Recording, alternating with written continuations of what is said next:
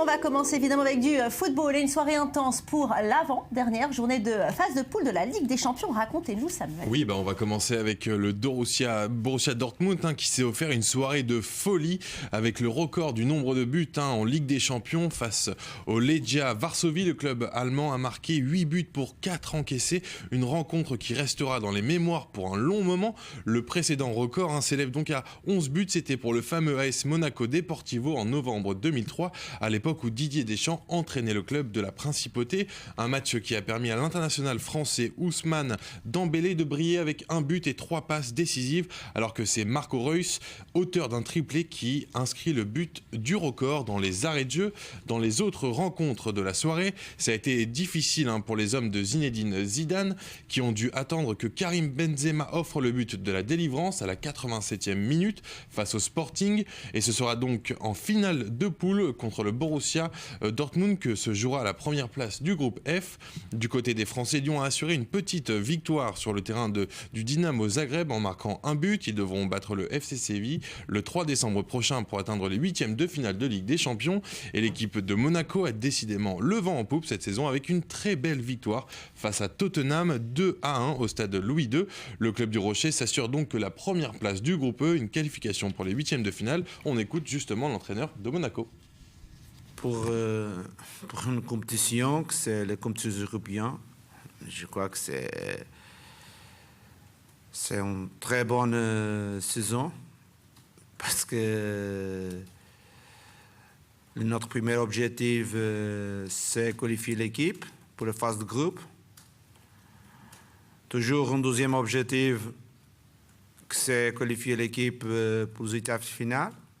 Et aujourd'hui, nous arrivons au troisième objectif, c'est qualifier pour les quarts finales. C'est ça le foot, et je crois que c'est un très bon parcours. Et besoin de dire que...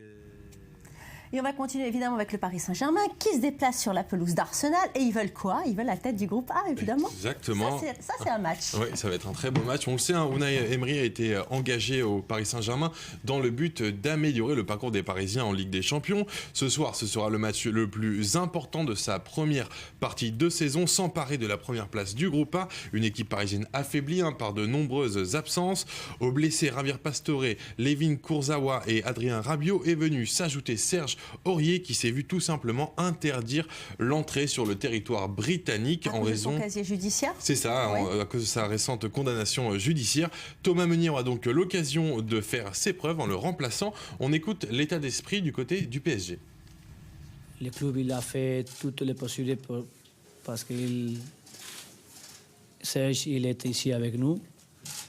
Et après les joueurs, tous les joueurs veulent jouer ce match. Mais la décision n'est pas à ma main. Et après, j'ai comme entraîneur la confiance qui Meunier et l'autre latéral droit qu'il a joué un match important et je crois qu'il est une pression avec la confiance et avec les jeux de l'équipe. Et bon. C'est pas très important le favori aujourd'hui. Dans les papiers qu'on regarde, il y a des très très bons joueurs des deux côtés. Après, ça va être demain qu'on va voir c'est qui la meilleure équipe en ce moment-là. Et en face, une équipe qui ne lâchera rien, les Gunners. Oui, Valérie Arsène Wenger, l'entraîneur d'Arsenal, a même lancé un pic envers le PSG, déclarant que le club de la capitale n'a pas besoin de forcer pour jouer la Ligue 1 et pense que le match de ce soir sera un révélateur qui permettra de juger leur réel potentiel. En tout cas, l'entraîneur des Gunners devra faire sans Hector Bellerin et Santi Cazorla, les deux joueurs étant blessés. On l'écoute. Pour nous, évidemment, ce sera très important de finir premier de ce groupe. Gagner un match primordial à domicile, c'est important. Pour le reste, novembre, décembre ou juin, vous gagnez des matchs de foot, vous essayez d'être performant, c'est aussi simple que ça. Quand vous entrez sur un terrain de foot, vous ne regardez pas le calendrier ou le mois que l'on est, vous essayez de vous concentrer sur la qualité de votre jeu. Allez, il y croit, Arsène, hein, le plus français des entraîneurs anglais. On va maintenant parler de sport extrême avec une course de wingsuit. Je sais que vous adorez ce sport. C'est vrai, j'aime bien. Ouais. Pour la 3e édition des Red Bull Aces, les 40 meilleurs pilotes de wingsuit se sont retrouvés à Phoenix, dans l'Arizona. Des participants expérimentés qui comptabilisent tous ensemble plus de 361 000 vols. S'élancent donc à 4, comme on le voit sur ces images d'un hélicoptère. Regardez, Marianne, ce qu'aime Samuel Calvo, faut y aller quand même. Et ensuite, donc, ils sont en l'air, mais ils ne se contentent pas d'être en l'air et descendre. Ils slaloment, vous voyez, entre des portes suspendues dans le ciel. Et après avoir décroché la seconde place lors des 2 dernières éditions, c'est finalement Noah Banson, très célèbre dans le milieu du wingsuit pour ses prises de vue extraordinaires, qui arrive premier. Voilà, c'est lui qu'on voit sur ces images. Très impressionnant comme course, en tout cas.